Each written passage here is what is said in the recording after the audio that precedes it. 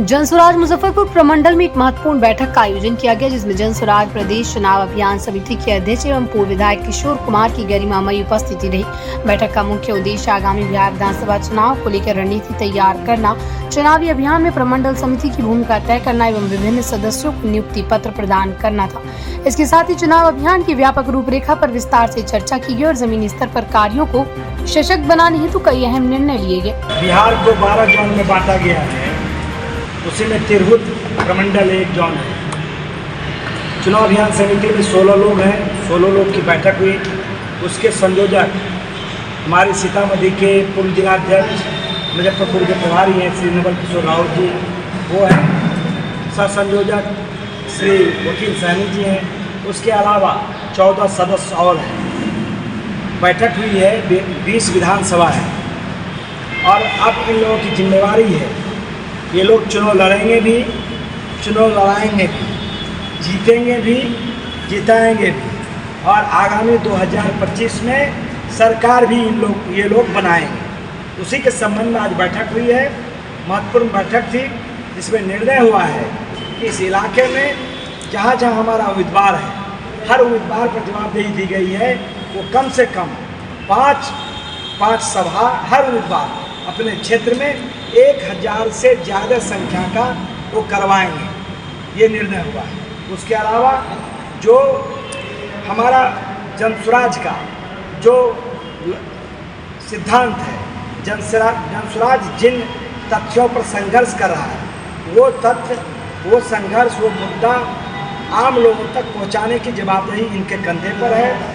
आप जानते हैं कि 20 साल से नीतीश कुमार जी कभी भाजपा के कंधे पर चलकर और कभी राजद महागठबंधन के कंधे पर चलकर सरकार बिहार में 20 साल से चला रही है। लेकिन बिहार में 20 साल से जो सरकार चल रही है, उसकी हालत बद से बदतर है। बिहार बदहाल है। बिहार जब भी, ये मेरा नहीं, नीति आयोग का ये अभी जो प्रकाशित हुआ है, बिहार का स्थान कहाँ है विकास के मामले में, तो गरीबी के मामले में भी बिहार सबसे नीचे है। शिक्षा के मामले में भी बिहार बदतर है।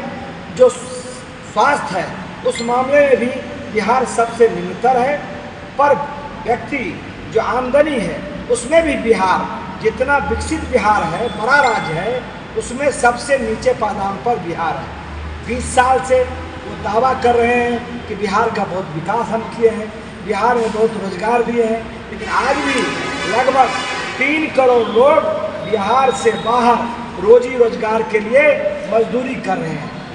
2005 के पहले नीतीश कुमार और एनडीए भाजपा ने लोगों से घोषणा किया था, वादा किया था कि हम सरकार में आएंगे तो पलायन को रोकेंगे और बिहार में ही रोजी रोटी का व्यवस्था करेंगे। लेकिन आज फिर वही नीतीश कुमार कह रहा है कि हमको 5 साल और मौका दीजिए।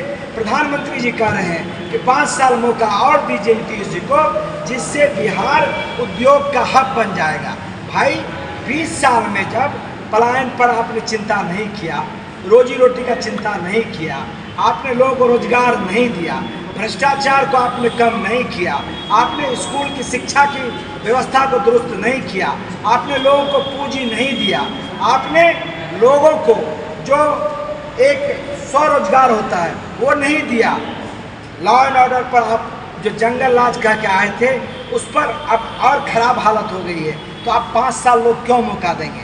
अब लोग एक चीज़ जरूर बिहार का समझ गया है कि नीतीश कुमार शारीरिक रूप से और मानसिक रूप से वो बीमार व्यक्ति है। जो राज चला रहा है वो कुछ ऐसे रिटायर्ड, ऐसे भ्रष्ट अफसर हैं जो हजारों करोड़ का संपत्ति बनाया है, वही लोग राज चला रहे हैं। और उसको पीछे से चलाने वाला कौन व्यक्ति है? तो वो भारतीय जनता पार्टी और प्रधानमंत्री नरेंद्र मोदी जी हैं। अभी आपने देखा कि नरेंद्र मोदी जी अभी आए हुए थे सिवान में। उसने क्या कहा कि हम 11 साल में 4 करोड़ लोगों को रोजगार दिए हैं। इससे बड़ा हास्यास्पद, इससे बड़ा पदयात्रा शुरू किए, गाँव गए, लगभग 5500 से ज़्यादा गाँव गए, 6000 से ज़्यादा, 6000 किलोमीटर से ज़्यादा गाँव गए। लोगों की जब स्थिति देखी, लोगों का जब दुर्दशा देखा, जब घर का, गाँव का हालत देखा, तो गांव में कौन लोग थे? गांव में या तो बूढ़े लोग थे या बच्चे लोग थे। हर एक आदमी का जवान पति, उनका बेटा, नौजवान साथी कोई गांव में नहीं था। हर आदमी दिल्ली पंजाब में था। लोगों ने कहा कि भाई हम लोग क्या करें, लालू जी के डर से भाजपा को वोट देते हैं, भाजपा के डर से लालू जी को वोट देते हैं, तो यही हालत है। हम लोग के पास विकल्प नहीं है, आप विकल्प बनाइए। प्रशांत किशोर जी अकेले नहीं, बल्कि उस अभियान में 1,07,00,000 लोग जुड़े हुए थे, जो इसके संस्थापक सदस्य। सब लोगों ने विचार विमर्श कर जन स्वराज पार्टी की स्थापना की, और ये हुआ कि जन स्वराज पार्टी यदि बनेगा तो बिहार में किस तरह से लोगों को रोजी रोजगार दे। प्रशांत किशोर जी का स्पष्ट विजन है कि यदि हम हमारी सरकार बनेगी तो कैसे हम पलायन को रोकेंगे, कैसे हम लोगों को रोजगार देंगे, कैसे हम शिक्षा में आमूलचूल परिवर्तन करेंगे, कैसे हम बैंक से उनको पूंजी दिलवाएंगे जिससे उनको रोजगार मिले, कैसे हम लोगों को, जो किसान का जो धोखा दिया प्रधानमंत्री ने, को दुनिया आय कर देंगे।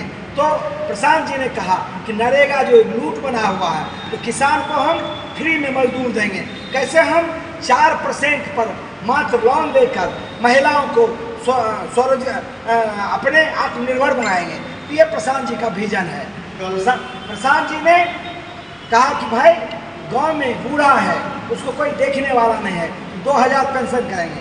आज जब अंतिम समय में नीतीश कुमार जब जाने वाले हैं, ये तय है कि 2025 में नीतीश कुमार मुख्यमंत्री नहीं बनेंगे, तब आज वो घोषणा कर रहे हैं कि 1100 रुपया हम पेंशन देंगे। अरे ये प्रशांत किशोर जी का देन है कि 3 साल से लगातार कह रहा है कि भाई बूढ़े के साथ न्याय कीजिए, उसको भीख 400 रुपये का पेंशन मत दीजिए, उसको सम्मान का जीवन जीने के लिए 2000 रुपया दीजिए। आज सरकार कर रही है। आज मुझे खुशी हो रही है, कोई दल हो, चाहे राष्ट्रीय जनता दल हो या महागठबंधन हो, वो मजबूर हो गई है। वो भी अब जात धर्म की बात उसको छोड़ना पड़ा है इसी प्रशांत जी के चलते। अब वो भी किस बात की चर्चा कर रहा है, वो भी पलायन रोकने की बात कर रहा है, वो भी रोजगार की बात कर रहा है। ये जनस्वराज का ताकत है कि आज उनको मजबूर होना पड़ा है।